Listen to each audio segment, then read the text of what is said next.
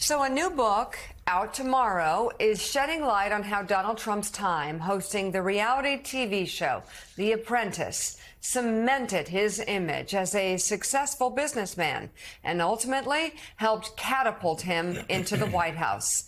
In Apprentice in Wonderland, how Donald Trump and Mark Burnett took America through the looking glass, author Ramin Satuda reveals the tricks Trump learned from starring in the reality show to get the voting public hooked on his Make America Great Again message. Satuda also shares several behind-the-scenes secrets, including how Trump was humiliated by his initial salary of $25,000 per episode. So he hatched a poorly received plan to become one of the richest men in television by asking for $6 million per episode, equal to the combined salary of the cast of Friends at the time. And the author of Apprentice in Wonderland, Ramin Satuda, joins us now. He's also co-editor-in-chief for Variety. It's great to have you on this morning. You know, Ramin, it is so fascinating. You talk about this sort of Alice in Wonderland through the looking glass thing that was created by Trump and Burnett. I still remember business people in Manhattan just dying laughing at the prospect of Donald Trump being this great businessman when they all had stories about, you know, his bankruptcies or his failure to pay bills or you name it, his bad judgment as a business person. And yet TV made this reality true for millions of Americans, and Donald Trump has dined off of it since. This is the story. This is the reason why Donald Trump became president of the United States. This is the reason why he is now the nominee and could become president of the United States again. And I think the important thing about this book, what I want everyone to know, is it's based on a lot of access to Donald Trump. I interviewed him starting in 2021.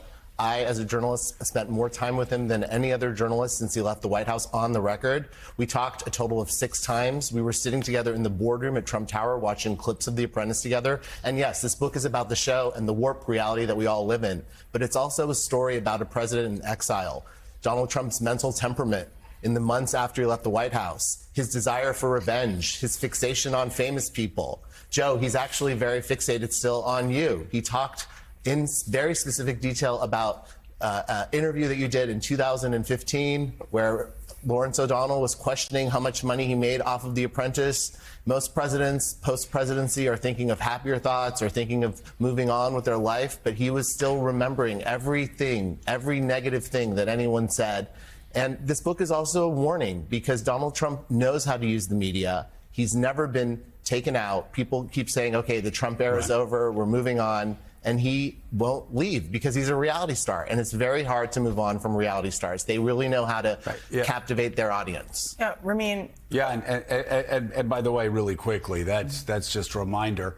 We don't do this so much anymore, but for a guy that never watches our show, hi, Donald. Maura, next question. Yeah. Well, like you, Joe, you know, I grew up in New York, actually. And so my memory is similar to Joe's memory of this show, which is kind of, you know, looking at this show and thinking, is this guy for real? I mean, I knew as a kid even that I knew about the bankruptcies. I knew about the Central Park 5 case.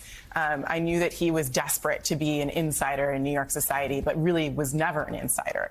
Can you talk a little bit about actually what it is about the show that you think really resonated with so many Americans outside New York and led us to this point? What was it about The Apprentice and this idea that he had that seemed to make him relatable?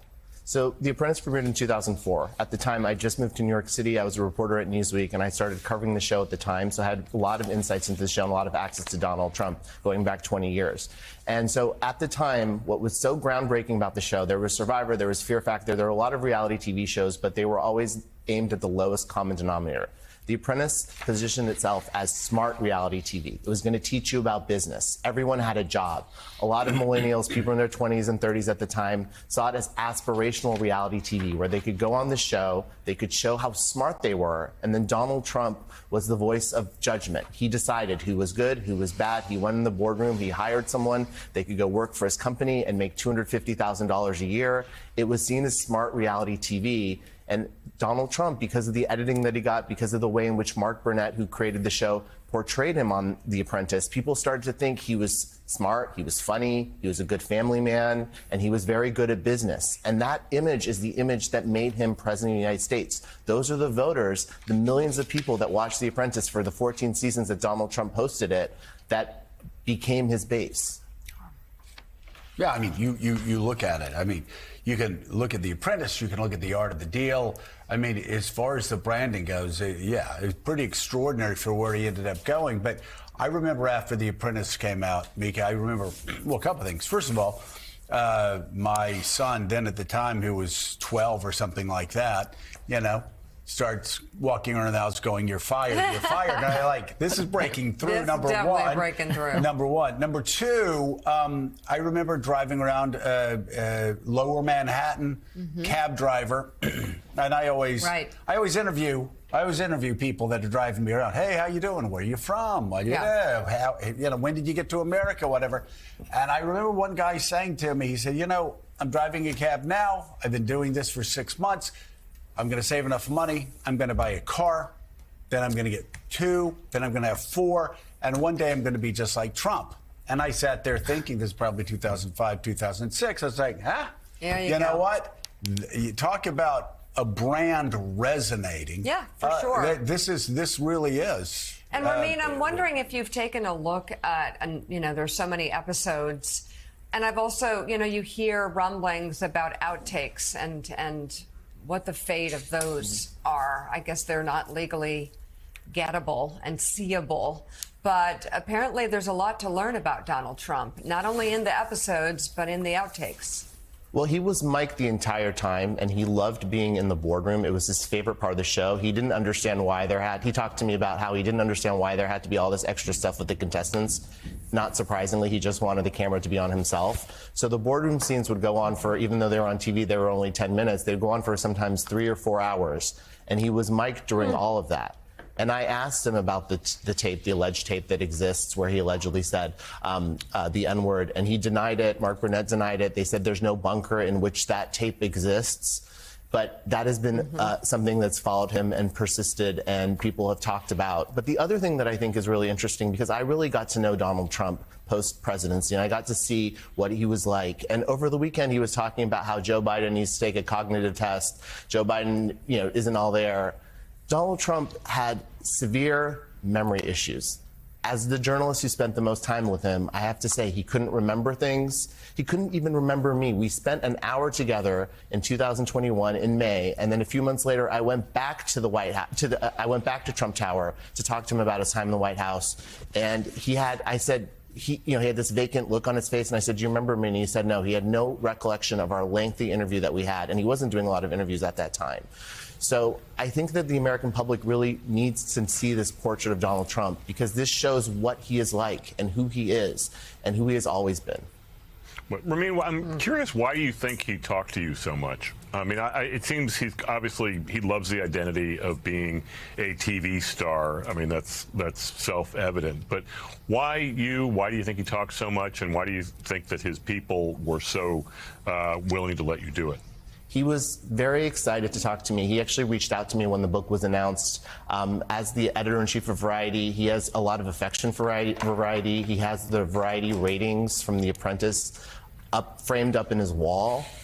He wanted to talk to me about show business. And he was really excited that someone was interested in going back and revisiting The Apprentice, because that is something that he has such fond memories of, and he was so excited about, and he was broadly loved when he was the host of The Apprentice.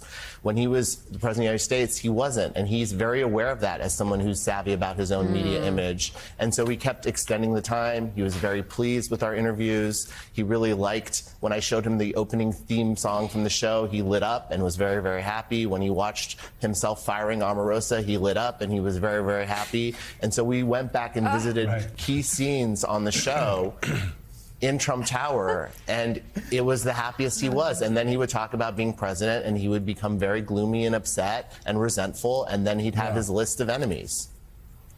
Wow. I'm curious. I saw a headline on top of you while you were saying something. It said that The Apprentice was Donald Trump's proudest achievement. Would you put that on par with him being elected president of the United States? The success in breaking through during The Apprentice, do you think that's what he's still the proudest of? Absolutely. There's no question about that. That's from the Washington Post. They have an excerpt of the book today. And he said to me that he would go back and forth about whether or not he'd still be president without The Apprentice. A lot of people around him said he wouldn't have been president. And he told me that he didn't know if he would have run for president if it wasn't for The Apprentice. That is how important it was. I also talked to Eric Trump, who said it taught the family how to be public, how to be in the media. It taught their father how to react in debates. Those debates that, next week he's going to be debating Joe Biden. He's going to be using the tactics he learned in the boardroom when he'd be around celebrities or other contestants and undermine them and be funny and silly and ridiculous. And for whatever reason, it really works for him. And politically, if you're a politician, without that training, it's very hard to keep up.